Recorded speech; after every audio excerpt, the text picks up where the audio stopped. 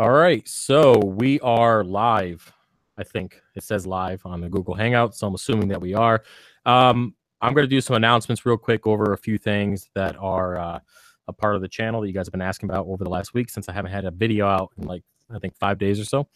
So I'll give you guys a quick update, then we'll move over to the questions with the Patreons and then some emails. So one quick note, guys, as everyone is coming in, I can't see any viewers yet. So if you have a question, not a paragraph, go ahead and send your question to fishofhex@gmail.com. And no nude pics, please. No spam. Only questions, and try not to, again, have them be a paragraph. If you have multiple questions, just number them for me. All right, and I will take care of that here during the live stream. So yeah, we got a few viewers. I'm gonna wait about 10 seconds. Are you guys, Ernie, can you hear me? And Fish Frenzy, you guys can hear me, right? I know Ernie can. Fish, can you hear me? I hear you loud and clear. All right, I just fixed my mic. You said, is that better? It's still choppy? Somebody said it was choppy, so. It's good now. All right, yeah, if at any time it gets choppy, let me know. I will reset it and go from there. So Fish, you're good. Ernie's good. All right, so we have some people in the live stream now, so let's go ahead and give you guys an update. So Patreon, if you guys saw that video, I mentioned that I would be possibly taking down my Patreon if they went out and rolled out with those fees as of the 18th of December. And I just got an email today. I will read it to you guys and let you know pretty much what I'm going to be doing. And this is from the CEO of Patreon. It's from the bottom of our hearts, we are truly sorry. Last week's service fee announcement caused a tough week for you and your Patreons as well as your team.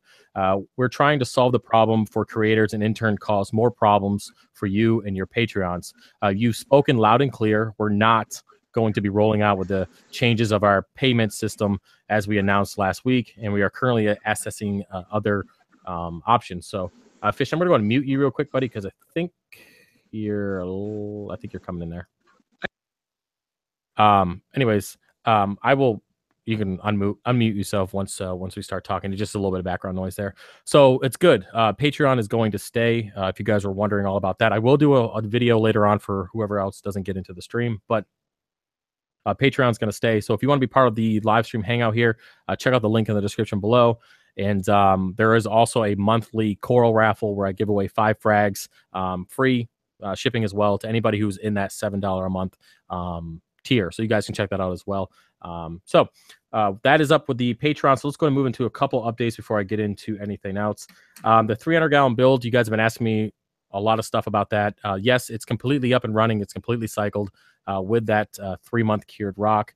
And I do have one XR15 over a rock structure, and that rock structure is covered with acropora.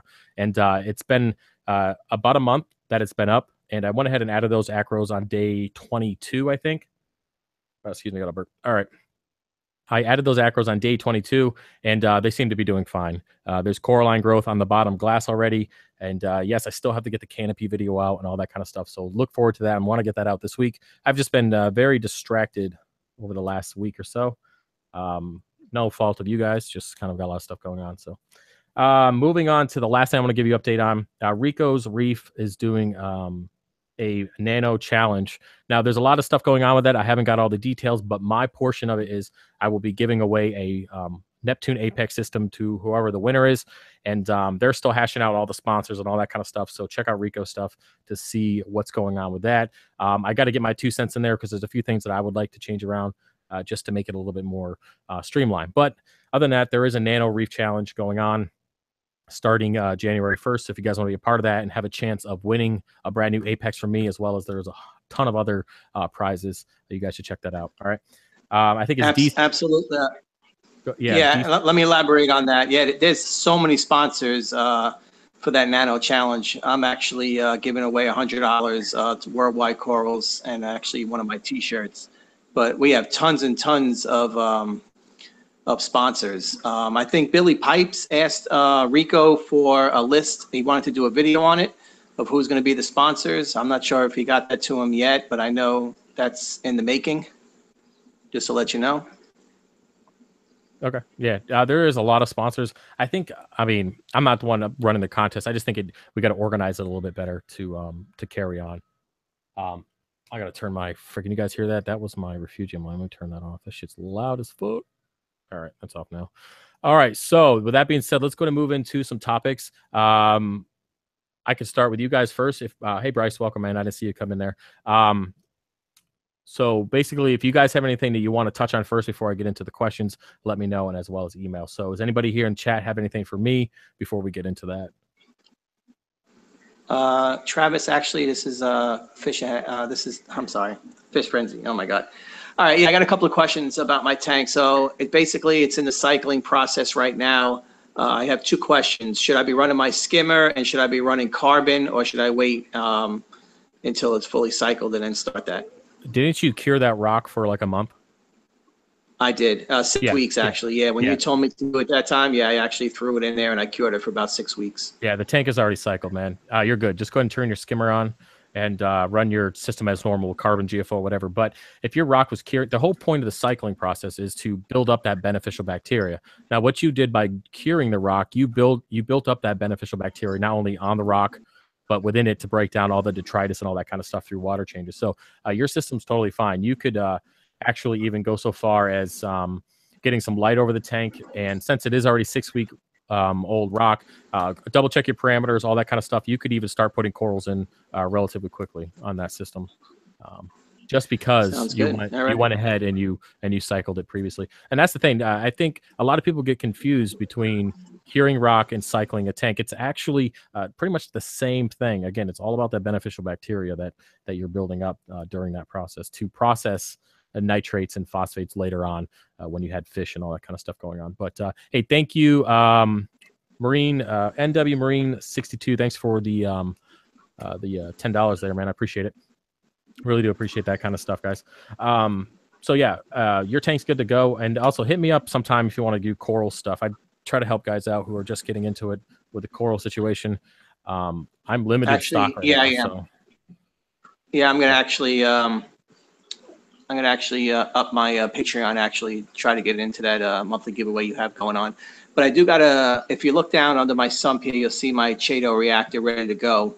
I'm wondering if this is too small for the amount of volume of water I have in here. I was wondering if I should maybe just eliminate that and maybe put like a 20-gallon long under there and grow the Chaeto in there, or should I try to do it in this reactor here that I got going? That looks fine. The reactor looks totally fine. Let me put your screen up here so I can actually see. It looks fine. I mean, the size, yes, size does matter in this situation, but you're going to be cramming a ton of Chaeto in there, and that's going to grow. You're forcing water through it. You're forcing nutrients into it to grow, and you have a ton of light focused on that reactor. So in the grand scheme of things, you really don't need as big as a reactor as you think. Now, you're going to grow Chaeto in that, so as soon as it gets full, pull out 3/4 of the Chaeto and continue growing, or pull out half of it. And anytime it gets full, just continue to remove it. The size of the reactor really doesn't matter unless you plan on going long periods of time without changing out the Chaeto. So what I would do is go ahead and I would get Chaeto in that soon. And I'd get your skimmer on board and get your GFO and your carbon on board, because even though the rock is cured, you're still going to have some die-off. The tank still needs to adjust to the water volume and all that kind of stuff. The live sand, all that kind of stuff you put in there. You're going to have nutrients still in the water, so you got to go ahead and remove that stuff out via skimming. And I see your filter socks are already getting dirty, so you know, you got to be able to keep removing that stuff consistently, though. As far as the filter socks, what do you suggest changing them, like every 3 days or so? I change out every 3 days. Yeah. Right now I have 4 slots on the 300-gallon, and I only have 2 of them occupied with filter socks. The other 2 are blanketed out through adapters that I got through Geo's Reef. And I change them out every 3 days. Or if I do some heavy feeding and for whatever reason they start overflowing, then I change them out sooner. But every 3 days seems to be pretty common. I did at one point on the 125 change them out every day. That was just because of the micron of the sock that I was using was very small. So I had, it didn't take very long for it to overflow. Just Pound, I know that you are in the chat and you're putting questions in. If that question is for me specifically, please email it to me at fishofhex@gmail.com, because I can't get through all the questions while they're scrolling through on that. So if you really want it answered, just email it to me and I'll get to it during the live stream here. Thanks. Yeah. So yeah, you're what, wearing 2 filter socks on that, or 4? It's hard to tell from this angle. It's 2. It's 2. Okay. Yeah. So every 3 days you'll be fine on that. Have you decided on what lighting you're gonna go with? Actually, I have. I think I'm going. Well, right now I bought four. It's basically the same lights you have over your frag tank. It's programmable. You know, those Chinese LEDs, full spectrum. For now, eventually want to go with the Radions, but you know, just they're a little bit too expensive right now. So You said they're I'm gonna go with those for programmable. now. What brand is it that you have Yeah, that's programmable? Spectrum or Spectrum something.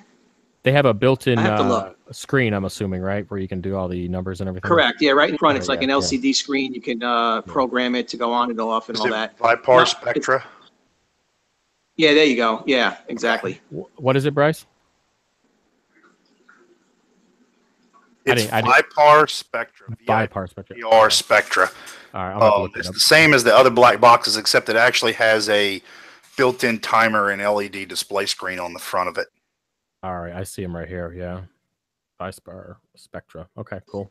Yeah, I bought four of those. I'm just trying to figure out how I'm going to hang these things. If I'm going to run it off the back wall, if I'm going to build something over the tank. I'm still in that process. Just want to make it look right. So Yeah, because you have a rimless, so you're gonna have to hang them. You know, do a floating yeah. canopy. That's what I would do if I were you. I'd go ahead and do some T5 retrofit with the floating canopy style. That would look pretty nice. Mm. Personal Okay. opinion on that one. Let's see here. Oh yeah, yeah. But yeah, guys, hit that thumbs up. Share the video. You know, don't share it on any dirty sites, but you know, share it in general. Okay, so we're good on. You got anything else for me, Fish? Anything else for your system? I can knock it out. No, I'm good, man. I'm Cool. good. Appreciate it. Yeah, no problem. Bryce, Ernie, you got anything for me? If not, I can move on to Patreon. Yeah, I got one or two quick questions. Sure. So I know we had talked stocking list, but I kind of decided to make a switch. I'm gonna got somebody that's gonna take the few smaller fish I have, and I'm gonna go to a predator tank. Okay. What made you go that option? Just because I can do 2 or 3 fish and then corals instead of having to get a bunch of different fish and figuring out what's going to match and possibly having them fight. And I'd rather just do a couple of the bigger predators that I can fit in my tank. Okay. And so I've actually been thinking about doing that as the alternative. And I ended up getting the first one and putting him in the tank already. It's a white spotted grouper. And then I'm probably going to add a dwarf lion and maybe 1 or 2 others. Oh, I got a snowflake eel you can buy if you want. I might have to do that. Yeah, because my client doesn't want him because after watching that video where he was eating that fish that was like half the size of him, he's like, "Nah, I'm good, man. I'm good with that." So, yeah, if you want to buy, what state are you located in? Louisiana. Okay, well, I can't walk it to you, but we can figure out something. Yeah, we can talk about that later. So my question is, for feeding them. Now, granted, I just put him in the tank and acclimated him yesterday. I got the LRS Chunky fish food. What's the best place to get live feeders, though, if I can't get him to eat that? Because he didn't really seem too interested. But he's still shy. When I walk up to the tank, he ducks behind a rock. So, well, I mean, I got a couple questions for you. Did you quarantine this fish before putting in your tank? No, because he's just about the only thing in there. He's been in the local fish store in their quarantine system for about a month now. Okay. Yeah, I wouldn't add anything to that tank again without putting it through the quarantine process. Yeah, I won't for now. But I mean, I have 1 hawkfish in there. He's down in the sump. But like I said, I mean, I go there just about every week just to look around, and they've had him in one of their copper tanks for about 4 weeks now. So that's what I've been kind of thinking. And it's been 4 weeks, and I actually got him at cost. Okay. Well, this is what I say about live feeders. I think you need to avoid them at all costs. Okay. A couple reasons. They're not very nutritious most of the time. Since they're grown in bulk, essentially, they have a very high risk of parasites and all sorts of stuff. And basically, every time you throw a fish in there that's a feeder, you have a potential of introducing ick into the system and other different parasites. So I would stay away from them altogether. Silver sides are a great alternative. They're frozen. You just thaw them out. I feed them to Reggie all the time. Where do you get yours from? I get them at Petco. You get a pack of them for like $8 or $9. Wait a minute. And basically, you thaw them out, feed whatever. Your eel is already eating. Well, the eel already eats them, so they'll be good to have for the rest of the fish. You're going to want to change up the diet when you go to a predator tank, and you have to also realize that you're going to be feeding a lot more with a predator tank than you are just a traditional Right. reef, depending on the stocking. So that means at this point you need to get your filtration in check, your biological filtration, your skimmer stuff. If your skimmer Yep. isn't at least rated for double your water volume, I would It's consider rated for up to 200, and I've got, I don't know, 85 gallons total volume, give or take. Okay. About 85, 90 gallons, and it's rated for double. All right. Let me go ahead and let me just get this link in here for her real quick. Tina, get in the stream and we could talk about it. Okay. If anybody else wants to join, that's fine. Well, so basically, if your skimmer's rated for that, you're fine. But understand that you're going to be feeding a lot more to keep these fish healthy to help with the aggression. Now, you said you had the grouper. You're thinking about an eel. What is the other fish that you were saying? You have a hawkfish in there. What's the other one? Dwarf fuzzy lion or a dwarf lionfish. Okay, I would pass on the dwarf lion. I would go with a regular lion because that grouper will eat that lionfish once he's big enough. So you need to get a lion that's going to grow probably the same rate as that grouper if you want him to have a chance of surviving. And you need to get your fish now or close to now because they're smaller, so you can go ahead and get them now and they'll be cheaper. Plus, you can add them, after quarantine at the same time. They'll grow up together. Aggression will be limited. If you go ahead and you wait for that grouper to be, 10 inches long, and you have a 10-inch lionfish, and you go ahead and throw in anything under 10 inches, it's going to die. Yeah, he maxes out about 8 to 10 inches is everything I've read. The grouper? I mean, what grouper is it? It's white spot. Okay, I'll have to do a little bit of research on my own end on that, but that sounds. I've looked at a couple of. There's a couple of different places that say different things, but most of them, one or two said 8. A couple of them say 10. That seems kind of small. Right here, maximum size 12 inches. I guess that's what I got here. I mean, most groupers are not going to stay underneath 12 inches, and if they are, they're going to be right around it. Groupers are pretty solid fish. I mean, in the wild, they train groupers to eat clownfish. Not clownfish, but lionfish. They've actually gone so far as to teach them how to, target them and eat them to help with the whole population of the lionfish taking over down in Florida and stuff. So groupers are a straight up predator, and you're gonna have to keep that in mind. So don't add anything live to the tank feeder wise. That's the number one thing. You'll save your system that way. Keep an eye on your biological filtration. Add some marine pure blocks to the sump if you have to. The more biological filtration you have, the better you'll be. I would go ahead and take your water changes from 20% biweekly to maybe 15% weekly or 30% biweekly. You're going to want to move the nutrients out unless you're going something with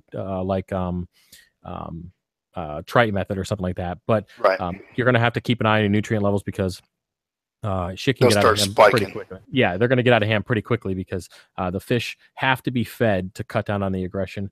Again, depending on the species. I know that the lionfish get very aggressive if they're not fed consistently. So, and it only gets worse when they get bigger. So, Tina, I didn't see your message here. Can you get in the chat and we could talk about your tank?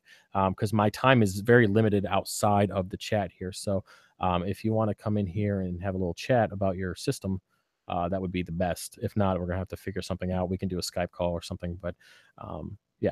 All right. So let me know, Tina. Not sure what's to do next. Tina, I'm gonna put the link here. So if it's downloaded, all you got to do is click on the link that I just put in the chat there, and it will allow you to come into the room here. You click accept, you'll be into the room, and we can talk about your stuff. All right. Bryce, so I know that we talked about the grouper and the lionfish. I didn't get what other fish you want to add to the system. I think I missed that. Sorry. That was really it. Just do 2 or 3 fish and then corals. Okay. All right. Yeah. I mean, I've been successful with a lionfish with a coral tank. I guess it really depends on the. I mean, you're not going to want to add any small fish, any kind of gobies or anything, right? No, I had one. He jumped out, so I'm down to just a clown and a cardinal. But like I said, they're in the refugium right now, and I've got someone who's taking them shortly. So they won't be an issue. All All right, yeah, because that lionfish is going to take care of that real quick. Yeah. Yeah, I'm glad you decided on what you're going to do. It's gonna be good. I'll be interested to see how it turns out. Yep. Sure. So other question. Sure. Have you gotten any more word on what's going on with Patreon? Yeah. I just announced that here in the beginning. Oh, my bad. I'll go back and watch it. No, it's fine. I'm going to go over it again because there are a bunch of people in here now. Basically, they sent me a note today or an email saying that they're not going through with the fees. They said that we have spoken and they're listening and they're not going to do the fees. And Patreon's going to be just as it was before. Oh, good. So I will be adding some other things to Patreon. I'm going to do some Brief Tank for Veteran stuff next year, but I think I'm going to keep it up. The only reason why, like I said, I considered taking it down was because it was not only did they take my 5%, but they were going to take you guys for that 2.9 plus 35 cents, which is just, ridiculous at that point. But yeah, it's good to go now. Let's see here. Ernie, did you have anything for me while Tina's trying to figure out what she's doing? Yeah, I had actually two questions. Sure. One was I just out of curiosity, I went and checked the actual output at the nozzle from my return pump and saw that I was only getting about a 3 times turnover on the tank, and I'm thinking that that's too low. That's just the return line, or that's just the return pump, right?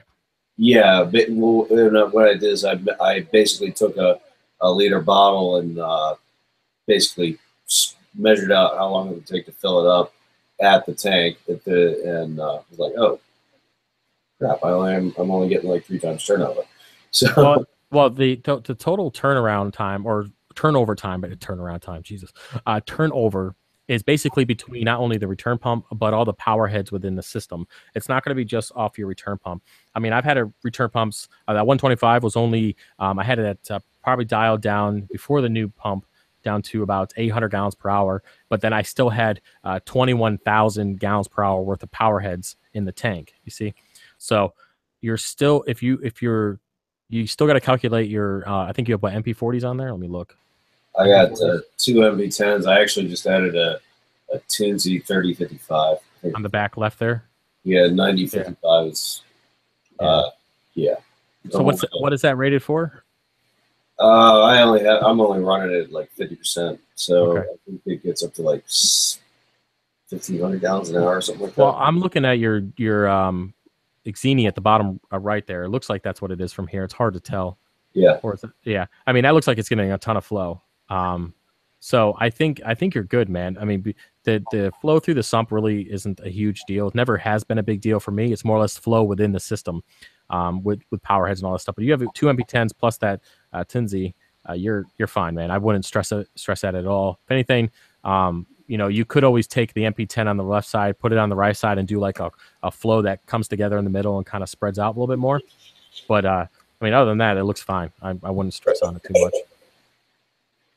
All right, cool. And then the other question I had was refugium lighting. I know that you messed around with like a UFO, I think, at one point, didn't you? Yeah, actually, I haven't even made that video yet. Shit. Yeah, I've had the UFO refugium light over that little 60-gallon cube there for about a month and a half now. It works great. It's pretty loud. I actually turned it off during the live stream because it turned on. But then it does kind of come down a little bit. Yeah, is that what you're talking about for the refugium, the UFO? Yeah, I mean, I was looking at different options, and the UFO is pretty big for what I've got for a Fuge. I was just kind of curious how that thing worked out for you. If I recall, those are what, like 90 or 150 watts or something like that? This one is 150 watts, and it works out great. I mean, I'm growing Chaeto. I seem to be selling it faster than I grow it, so I'm going to have to take that off the site at some point. But it's definitely growing. It's definitely growing a lot better than that square test one I had, that 48 watt one. It's definitely growing better compared to that. But of course, it's 150 watts opposed to the 38 or 48 or whatever it was. It's definitely worth the investment. I think I got it for $25 or something like that off eBay with free shipping. It's definitely worth it. The fan is a little loud. I'll do that. I'll talk about it in the review. But yeah, if you want something that's going to grow, I know who is it? Murphy's Reefing. Murphy, if you can put the name of that light that you just picked up, I think he got a Mars Aqua Chaeto growing light for his refugium. And that thing looks like it puts out a ton of light.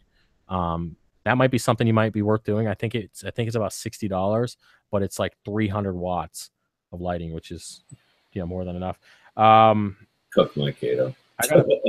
I'm good off the chat now. Thanks. Okay. Yeah, I had people blowing up my phone here, so just trying to multitask. I'm not very good at that. All right, so cool. Ernie, is that your system? It's a sump. Cool. So cool. Hey, it looks good. Hey, crowded sump is a good sump. Means you got stuff going on, man. So looks good. What size tank is that, anyways? It's a 57. It's small. Oh, okay. Well, yeah. Hey, it's in the eyes of the beholder, man. I remember when I had a 25 gallon, I was like, damn, this thing's freaking huge. Yeah. 10 years later, it's like, yeah.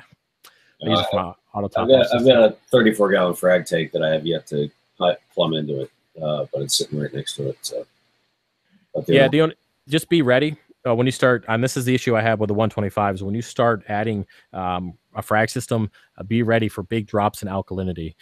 It's going to happen quickly, unless if you do a lot of fragging in your own system, be ready for it. I know that I had an issue early on with like just sucking it out of the tank, pretty good. So. Let's see. Hey, Jonathan, what's up? Go ahead, man. Sorry. My big goal was this eShop's curve light is just not. It's just not growing a ton of stuff. So that's why I was just. Is that the one that sits on the edge there? Is that what that is? That blue? That thing. Yeah. I mean, if you could fit best size of a sump, if you could fit, I think the 300 watt would be too big. Now that I look at your setup, if you could go ahead and put that UFO on there, man, and you can hang it, that's gonna be nuts in that little sump. Okay. I wouldn't foresee any issues with that at all. Yeah, and you run GFO and carbon, right? I could see the right hand side there. Yeah, GFO's in the canister. I have carbon in a bag in the overflow. So before it hits a return. So it's a NIOS 120 on this. Let's see here. Thanks for whoever's taking care of.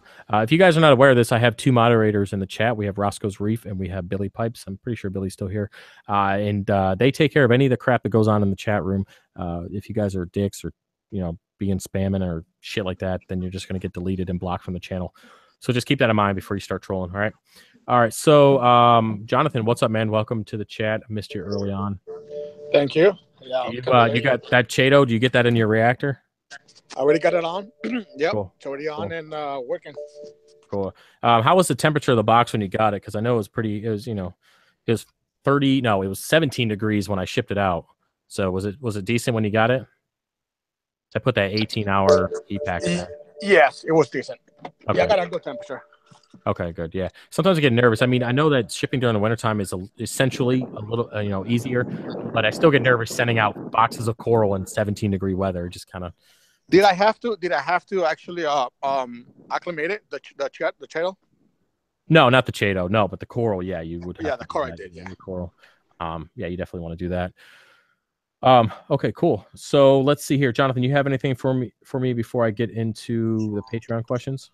No, I'm okay, good cool for now. All right, just making sure. Tina, didn't hear anything from you. I'm guessing that the setup didn't work for you. So let me know. Hit me up, email, whatever.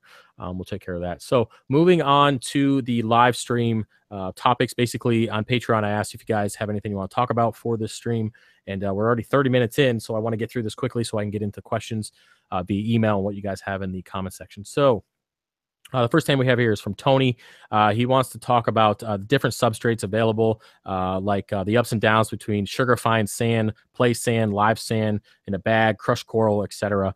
As you guys know, I'm a really big bare bottom fan, so I don't really do too much with sand unless clients request or you guys have questions. But because my whole system's based around the amount of flow that I have in there, I find that the sugar fine sand is a pain in the ass. It basically is, as soon as you get a good flow going on, and I bet you guys that have used this stuff before, it turns into a dust storm pretty quickly. So if I was going to choose sand, it's usually the crushed coral is my preferred type of sand because it's usually heavier, it's a little bit bigger. But the only downside of that is you get detritus and food and all that stuff stuck in between there. So you would have to do a shallow sand bed and siphon that out pretty consistently during your water changes to make sure you get that stuff out of there. But as for play sand, I have never put play sand in a reef tank ever. I've used it in freshwater, like African cichlids, or sorry, South American cichlids, Oscars and stuff like that. I've used it in planted tanks as part of the Wallstead method, but I've never used it in a reef tank. So I can't really give you any kind of guidance on play sand. But judging by how much you pay for it per bag, I think you can get 50 pounds of play sand at Home Depot for like $5. You kind of get what you pay for on that. So I'd probably avoid play sand if you can. Live sand is usually the way to go. And again, the crushed coral live sand is usually my option. So hopefully that answers your question, Tony. If you have any more on that, just let me know. Alan wants to talk about Kalkwasser versus two-part. Seems like Kalkwasser covers everything with a film. Been using it for a month, but we'll probably go back to two-part. It's much cleaner. Now, my question for you, Alan, if you are here in the chat, is your auto top off your method of adding Kalkwasser? And if it is your pump on the bottom of the barrel, or is it elevated in the barrel at least 1 or 2 inches? So you make sure you get the top layer of Kalkwasser without getting that powdery film.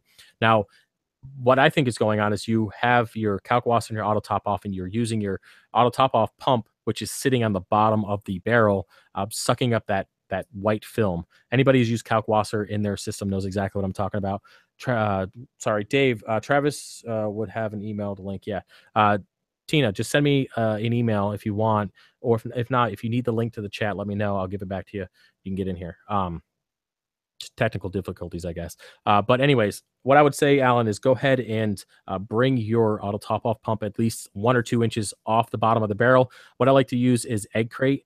You can build a little, with zip ties and egg crate, you can build a little shelf there, and you can even attach it to your pump depending on whatever your pump is, and then just let it sit in there, go to the bottom, but again, elevate it 1 or 2 inches off the bottom of that Kalkwasser paste, because you'd never want to pump that stuff into your tank. Not only is it going to cause that white film, but it's also going to be a very concentrated form of calcium and alkalinity, which could cause spikes. It could cause a whole bunch of damage to your pump, and it's just not good. So, but again, Kalkwasser works just as well as two-part. I personally like two-part because the risk of overdosing is minimum, unless you have like a pump that shits the bed and never turns off, which I've never had.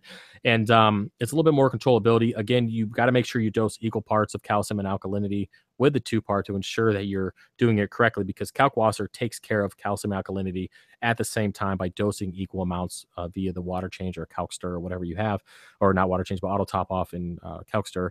So just make sure you dose equal parts, and you're good to go. So whatever works best for you. If you find that if you have your pump off the bottom of the thing and you're still getting that white film, you might have too much of Kalkwasser in the water volume that you currently have for your auto top off container. It might not be a correct ratio, which could cause that as well. So just keep that in mind. Let me know, Alan. I don't see you in the chat. So just hit me up, whatever, if you get to this in the video. So next thing we have Ernest. Was that you talking about fuse lights? Yeah, we got that. Cool. I'm assuming that's you, Ernie, that you had the question here for the refugium light. Yeah, that was me. Okay, I didn't think there was two Ernests on the Patreon, so I assumed it was you. So, okay, let me. That's all the questions I had for that. So let's go ahead and move over to the email and see if we have anything here. Tank issues, Jerry, James. Okay, we have Jerry and James. James, you have a question about cleaner crew. I don't see the question, man. If you could just ask it in the comment section, I'll look out for it while I'm going over to the next question. Email was sent. Whoa. All right, let me go through this question here. It's definitely a paragraph. All right, this is from Tina. We have, hey, Travis, I'm sorry about the Google Hangout thing. Okay, that's fine. Okay, so last week I talked about my TDS from my fish store being 50. So I purchased my new RODI unit and have 0 TDS, okay? I was told by someone in here to do a water change of 30% every other day for a week, which I have done. I have noticed that my, let me get down here. Notice that my LPS are still not doing well. So I took my water to be tested, and I was told that my alkalinity was 6 and my calcium was 260. Holy shit. Okay, what the hell? Question mark. How can that be if I've been doing weekly water changes all along? All right, so before I continue on this question, let's go ahead and take care of that part because it is a little long here. So congratulations on getting the RODI unit. I know we talked about that early on, so I'm glad you took the step for zero TDS. Now, the reason why you have such low levels is the store testing it? And if they are, Tina, what are they using to test it? Because I believe you're using reef crystals, right? That could be, I mean, I've never had an issue with that. Another option, as you guys can see here, your in the chat, if you guys are watching chat, your salinity might be too low. Okay, that could definitely be part of it because I've never had salt in the history, even the cheapest salt brand, which is I think Instant Ocean. If anybody knows a cheaper brand of salt than that, they never have levels that low. So there's two things: either your salinity is too low and you're not getting enough concentration of calcium alkalinity in the water, or the testing method is cheap, not working, and they're giving you inaccurate numbers. So that's what I think regarding your levels that you currently have. And if you're doing that much of a water change, it's definitely, I mean, I can't think of it being the salt. I've never had salt ever at 260. That seems, I think the lowest I've ever seen is 340 was the lowest I've ever seen in all these years. So I would double check your salinity and double check the testing method for calcium alkalinity. All right. And again, Red Sea is my magnesium and my calcium method, and my HANA checker is for my alkalinity. So just keep that in mind. Let's go and move on to the rest of the question. Okay. Hey, Travis, what do you use for to check on phosphate, the HANA or the Red Sea? I don't test phosphates or nitrates. No, I don't test them. I usually go by color, coral color, polyp extension. I haven't tested it in forever because usually the tank will tell you if there's a elevated nutrient. So that's kind of why I've just kind of got used to it at that point.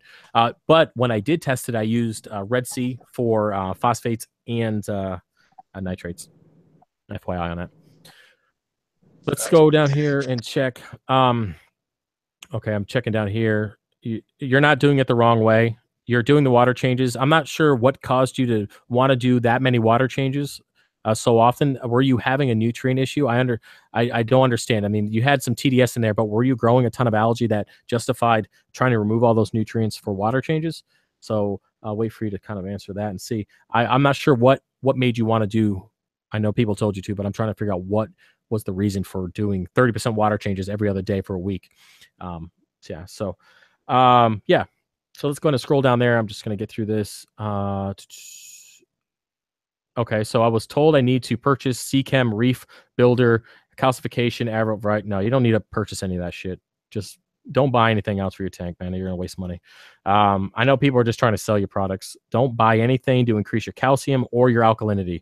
You're going to cause issues right now. We need to get the basics. You need to figure out what you need to do to determine what is causing those low levels. Again, salinity or your testing method is jacked up. Don't be adding any calcium or alkalinity supplements to this tank because you might be making more of an issue than what you have. The levels, I guarantee the levels aren't that low. I mean, that's just not possible in my eyes. So I didn't even read the rest of this. I dosed Reef Builder yesterday, calcification today. Yeah. Okay. Stop dosing that shit. I'm not trying to be mean. Just stop dosing it. You're going to cause problems.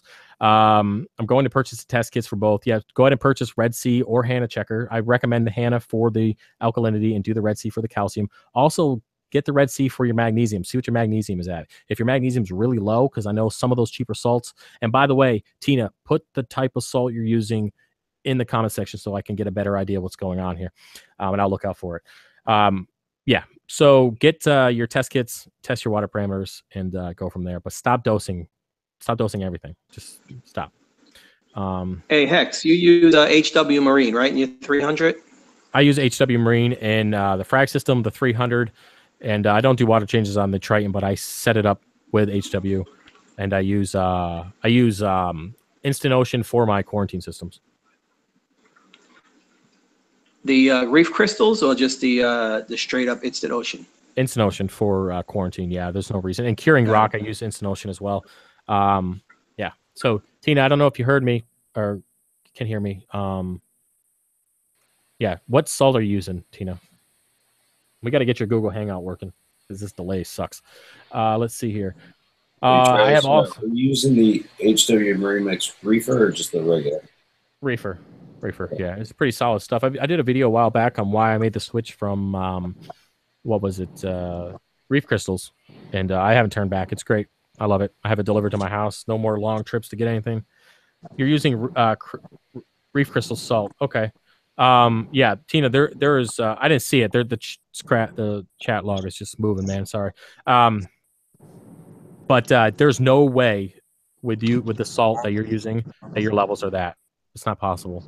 Jonathan, I'm going to mute you real quick, buddy. Yeah, not possible. Your testing method is either jacked up. That's it. That's the only option. It's not possible for your levels to be that way.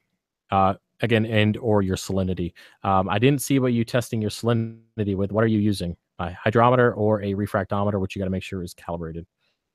So I'll wait for that as well. I'm definitely going to look closer this time so I don't miss the answer.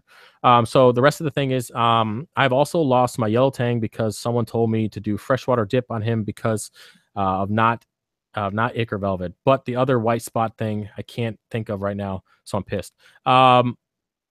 I'm not going to be an asshole, but I've talked to you a lot. So every time we talk about quarantine. So you got to quarantine your fish. You can do a freshwater dip before you put them in quarantine if you like, but no fish should ever touch your tank without being quarantined. And I say this a lot, and you just got to do it, period. There's no other way around it. If you guys want my help, you need to do, I'm not trying to be an asshole, but you need to do what I tell you to do. Just quarantine your damn fish. That eliminates 99% of the issues. Just quarantine. Okay. So, yeah. Do you have a video on that, Travis, or what's the issue? I got 54 quarantine videos on this channel. Okay. Quarantine playlist. Link is in the description. This video, you guys can check it out. So if he was in quarantine for 5 weeks, I'm trying to figure out. I know that I'm not saying that you didn't quarantine. I'm saying, I know we talked about it a lot. I'm trying to figure out why you did the dip in the first place if you've already put him through quarantine for 5 weeks. So I'm just confused. I think you're just taking a lot of information from different people. What I would do in the future to kind of help you determine what is the correct route to go, I would ask the question to multiple people, see if there's any common answers that you get, and maybe go that route or contact me or something. I know that my turnaround time is not the greatest, so I do apologize for that. It's not really much I can do about it at this point. But I feel like you're getting mixed information from people and making decisions without really thinking through the consequences of that decision. So I would say if your tang was already quarantined for 5 weeks, there's no reason for you to dip him in fresh water. And yeah, that's about it. There's no reason. Yeah. And if you're using a hydrometer, I think I missed it. I told you I was going to look, but I gotta scroll up.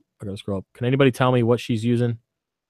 I'm using a hydrometer. Yeah, hydrometer. Problem number one. If you contact me, I will send you a refractometer just to help you through this. Just contact me outside of here. I'll send you a refractometer free of charge. Ship it to your house, okay? Because you need to use that. You can't be using a hydrometer, refractometer all the way, okay? So that's part of the problem. Thanks for answering that, guys. Appreciate it. Yeah, so hopefully this guides you in the right direction, Tina. I'm going to go over it real quickly what you should do, just because there was a lot we talked about. Go ahead and get the proper test kits. Get a Red Sea calcium, get a Red Sea magnesium, either get a Red Sea or a HANA checker, which I recommend HANA for your alkalinity. Get those test kits.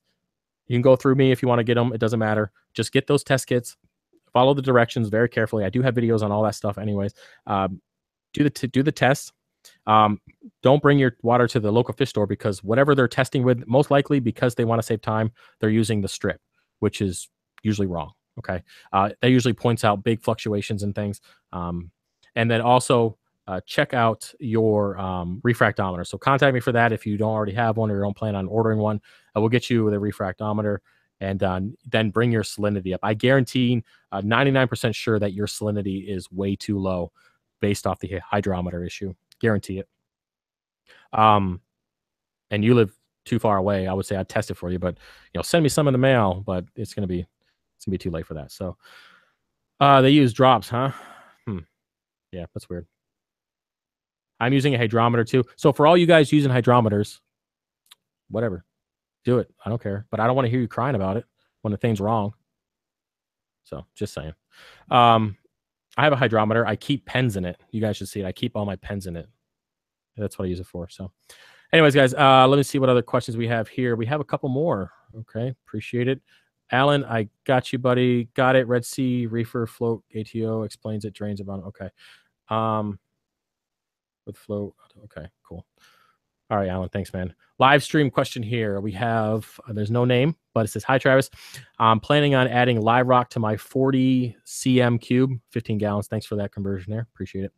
I'm not worried about hitchhikers. They should be easily managed in a small footprint.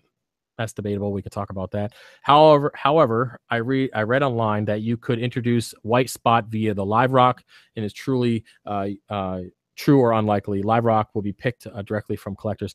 IC is something that is in the ocean, but because the ocean's so big, you got to remember IC has to go through a life cycle. So once it goes out and it swims, you got to think the ocean is so big. So when the IC parasite is in its free swimming stage, I don't remember the name of it. I can't tell you right now, but basically it has to find another host. So say the ick parasite drops off the fish and goes down to the bottom of the ocean. It has to then find another host to be able to continue to reproduce. And I'm sure it can't swim around forever. I don't really remember how long it can stay alive for before it dies. So the chances of getting ick from live rock is pretty slim unless they kept it in a holding tank that had either fish that had the issue or something like that, or shared water with other fish in the whole setup. But you should be okay with white spots. Now, what I would do is take that live rock and cure it for a month, 6 weeks. That will ensure that even the hitchhikers might not do so well in that, depending on what it is. They might starve to death, depending on, again, what type they are.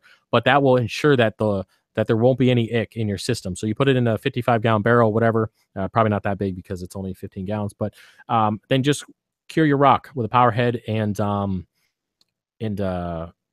heater, and that will not only take care of any die-off on the rock, which will prevent any excess nutrients once you add it to the tank. So it's good both ways, and it'll take care of that white spot potential. All right. Now, up to your previous thing here, we have hitchhikers. They would be easy to manage. It depends on the hitchhiker. You can get some pretty bad stuff on live rock depending on where you get it. You guys know that I'm not a fan of live rock because I like starting fresh. I like to control everything that goes into my tank all the way around. So live rock, that's not my thing, but to each his own, right? But hopefully that answers your question. See who it's from. Just Pound. Yep, there you go, man. I saw you in the chat. So hopefully that answers your question. If you have any more, just send them to me. And FYI, guys, if you have questions throughout the week that you want answered in the live stream, just send me your question and just title it Wednesday Q&A or something, and I'll be able to make sure I get to it during the stream. All right, so we're going to go ahead and open it up one more time to the guys here in chat. If you guys have anything for me that I talked about, if not, we're going to go into the comment section for a little bit, bullshit, and then we'll be done. We got about 8 minutes left, so if you guys have anything for me, let me know. If not, we can move over. What happened if there's a fish, one fish of mine itself, and I found it floating, and I saw some white spot to it. So I'm pretty sure that there might be some egg in the tank. So how can I assure that no other fish is going to get sick? You need to, this is your call though, and this is what I recommend. You need to remove all the fish from the tank, and you need to go ahead and put them in quarantine. Treat them via copper or hyposalinity, whatever you choose. And you need to leave your tank fallow, which is without any fish, for 10 weeks. That will ensure that the parasite will die because it could not find a host, as I mentioned earlier with the live rock stuff. If the parasite cannot find a host, then it's going to die. And 10 weeks really ensures that it has time to go through its life cycle and die. And then so I would definitely remove your fish and quarantine them. If that sailfin was floating and it had white spots all over it, you have ick in the system without a doubt. So I'm sorry about that. I mean, I know that Tina went through that early on too with the she actually took down her whole system because of it. I believe that was the reason why, Tina. And a lot of people do that all the time. They take down the system. I know somebody that's going through that now. There's actually a few people that I talked to are going through the same thing. So remove the fish, quarantine them, 10 weeks. You'll be good. All right. sucks. And then lift the tank, the sump, and everything else on as normal. Yep. You don't have to feed the tank. Just run it as normal. No, don't add any chemicals. Just let it run. The parasite will go through the life cycle. You can leave your inverts in there. They'll be fine. If you have an eel or anything, he'll be fine. And corals? Yeah, corals are fine. Yep. Yeah, your tank's gonna run normal. Now, if you notice that the corals are becoming light in color, like say, 6 weeks in, they're like losing color, the SPS. It could be because there's not enough nutrients because you removed the bio load with the fish. You could consider using like some reef chili or reef roids or something to target feed the coral, just to add a little bit of nutrients to the tank to keep them, thriving. But I have never ran into that issue. Usually coral do fine. I mean, it takes a while for it to actually to take care of that. But yeah, man, it's gonna be a long road for you, but just get it done because if the longer you wait, the parasite's gonna have more time to really get with those other fish and have some issues. So, okay, thanks. No problem. Lewis, I got an email here. My coral are losing color. I don't dose anything. My tank to my tank, I do 20 to 30 gallon water changes a week 100-gallon reef tank with Red Sea Coral Plus.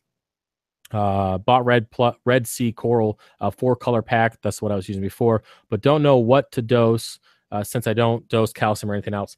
Now, are you growing SPS in there?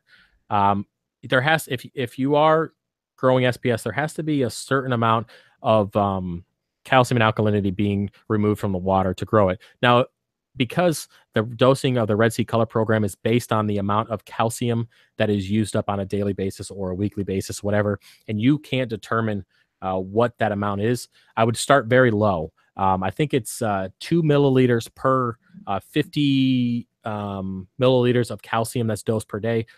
It's either 1 or 2. No, it's 1 milliliter, something like that.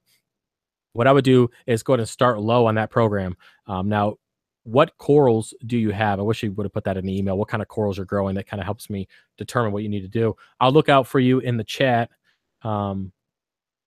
if you so happen to are still here. So I personally wouldn't. I mean, you can dose it, but there's a really high chance that you can actually overdose it because there's nothing using up the product. So if you're not using up calcium alkalinity or you can't determine how much you are using up, then it's very difficult to determine how much you should dose. If you want to dose anything, dose low. Dose maybe, since it's a 100-gallon tank, dose once a week, maybe like 5 milliliters or something like that of each product, just to get a little bit in there. But overall, if your coral are losing color, your salinity is good at 1.026. Your pH is 8.4. It's fine. Magnesium 400, normal. Calcium 400, and alkalinity 8.4. You look like you're rock solid through there. If you're using color, it could be a lack of nutrients altogether. I don't really know what your stocking is or what kind of fish you have or how much you're feeding, but it could be because you just don't have enough nutrients in the tank. Again, I don't know what your nutrients or your filtration's like or anything like that. So if you're going to dose the 4-color program, dose low until you can determine what your drop in calcium and alkalinity is, or basically how much you would need to dose to keep it stable.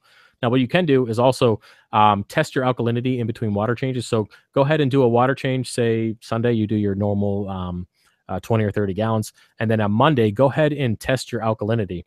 Now, you do test every week. So before you do your next water change on Sunday, test your alkalinity again. See if it goes from that 8.4 to say maybe 7 or 8.0 or something like that. Now, that means that you are actually using up calcium and alkalinity in your system.